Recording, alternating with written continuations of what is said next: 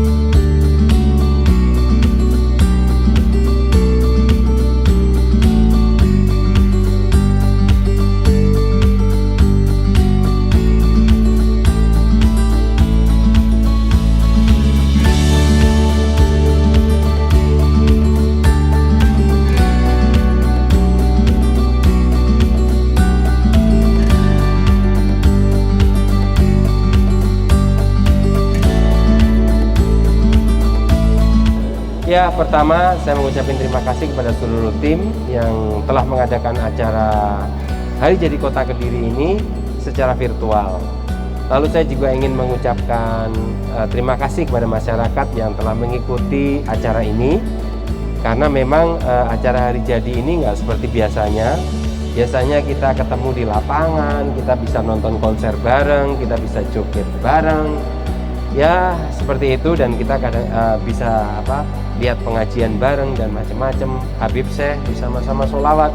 Tapi kali ini memang Tuhan tidak memperbolehkan kita untuk mengadakan seperti itu ya, karena di saat ini memang lagi ada pandemi, dan mau tidak mau kita harus memutar otak supaya ini waktunya gilirannya anak-anak muda ini membuat karya di dunia digital, di dunia virtual, untuk menuju ke 4.0 atau menuju ke dunia digital ini. Kita mengalami percepatan.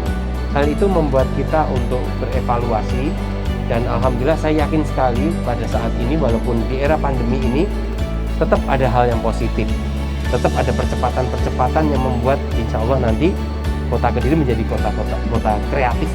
Tadi saya menerima penghargaan dari Museum Rekor Dunia Indonesia. Kita telah mengadakan dengan Pemkot, Bank Indonesia, dan Kadin serta UMKM mengadakan pameran virtual. Nah, jadi seperti itu. Nah, ternyata juga yang ikut juga banyak. Nah, ini yang diapresiasi oleh Museum Rekor Dunia Indonesia. Ya, mudah-mudahan ke depan akan memicu kreativitas anak-anak yang ada di Kota Kediri atau masyarakat yang ada di Kota Kediri. Untuk para pemuda-pemudi yang mungkin saat ini masih sekolah kuliah, saat ini justru waktunya menurut saya bukan rebahan ya, tapi menurut saya kita mesti belajar lebih banyak lagi. Artinya banyak hal yang bisa kita pelajari. Contohnya di dunia digital saat ini yang paling bergeliat ya, itu mesti kita pelajari. Nah, artinya adalah ya sekarang ini saatnya kita belajar. Walaupun ada tugas, tapi kita bisa belajar lainnya. Saya sekarang punya waktu juga untuk belajar bersama anak saya. Contohnya seperti main piano. Saya nggak bisa sama sekali piano. Tapi saat ini saya, paling nggak saya bisa chord C, D, E, F, G, A, B, C. Nah, saya jadi bisa seperti itu karena saya belajar gitu ya. Betul. Jadi banyak hal yang bisa dipelajari sebenarnya di era pandemi ini. Apapun itu, kita kan sekarang ini sudah semakin tahu bahwa virus corona itu bahaya gitu kan. Tapi kita bisa meminimalisir supaya kita nggak kena, ya kan. Jadi saya pesan kepada warga, kita nggak perlu khawatir, tapi kita harus tahu bahwa saat ini virus coronanya itu masih ada. Tetap kita harus menggunakan protokol kesehatan seperti sekarang ini. Jadi sama seperti saya nggak pakai face shield, saya pakai masker. Kalau nggak ada orang-orang, saya baru berani buka masker saya, contohnya seperti ini. Nah, jadi sama seperti itu, kita bisa memitigasi resiko, kita bisa meminimalkan resiko. Kerja aja nggak masalah.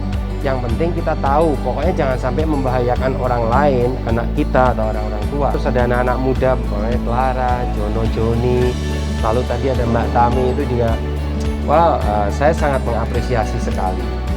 Itu luar biasa, dan mereka bisa sampai di level itu itu adalah perjuangan yang sangat keras sekali, dan saya sangat amat mengapresiasi.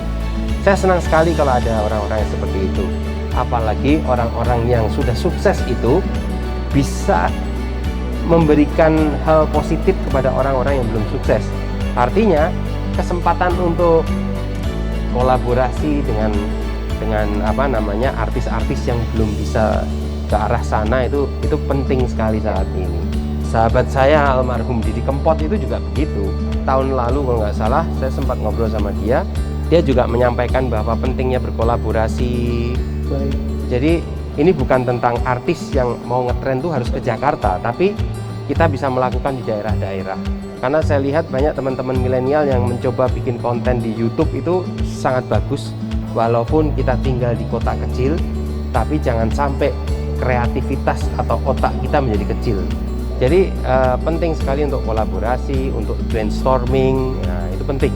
Baik, Mas Abu, kita mungkin juga bisa mengundang, ini juga salah satu talenta yang nanti juga menjadi artis juga, bahkan Siapa nih? teman-teman yang juga akan tampil setelah ini, Mas Abu mungkin bisa dipanggil langsung oleh Mas Abu. Ini Siapa? Kehormatan nih langsung di Siapa? Oh, iya. sama Mas Abu. Monggo Mas Iya. Abu. Ladies and gentlemen, inilah Johnny.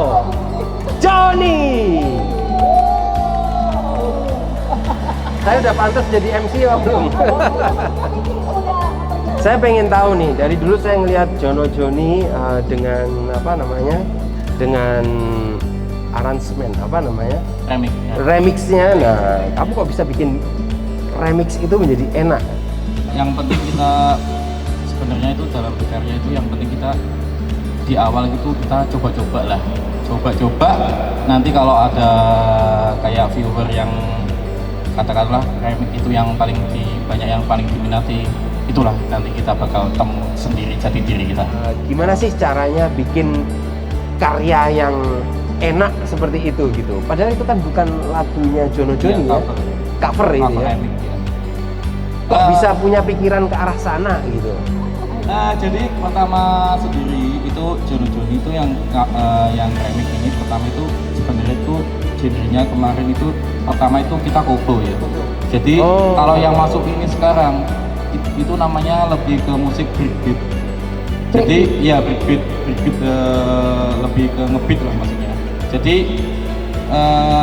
ini bakal jadi ciri khasnya Johnny dengan waktu rapnya ada nadanya tolet. Jadi orang dengar ramikannya Johnny dengan ada musiknya seperti itu pasti lagunya Johnny.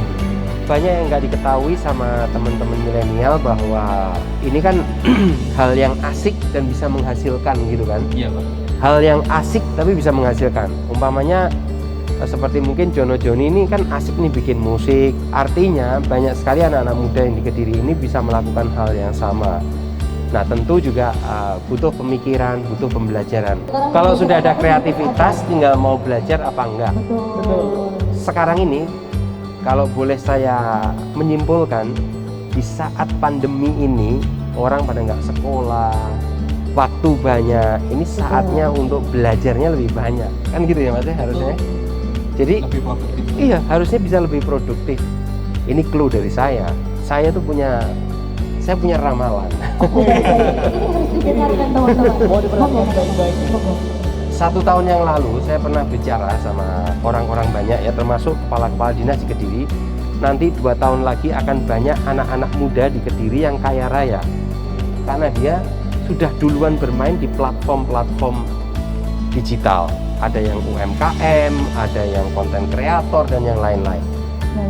Berarti kalau sekarang ini tinggal setahun lagi, nanti kan akan banyak itu orang yang naik Ferrari, BMW, Amin. orang yang akan naik Mercy 2 pintu di Kediri, dan itu anak-anak muda. Doakan saja saya sebagai jembatannya ke arah sana. Saya sebagai jembatannya saja. Nah, saya akan menyiapkan itu semua supaya take off-nya bisa lancar anak-anak yang ada di Kediri ini. Ayo kita di Kediri ini kita bangun budaya yang kreatif sehingga nanti kita bisa sama-sama produktif.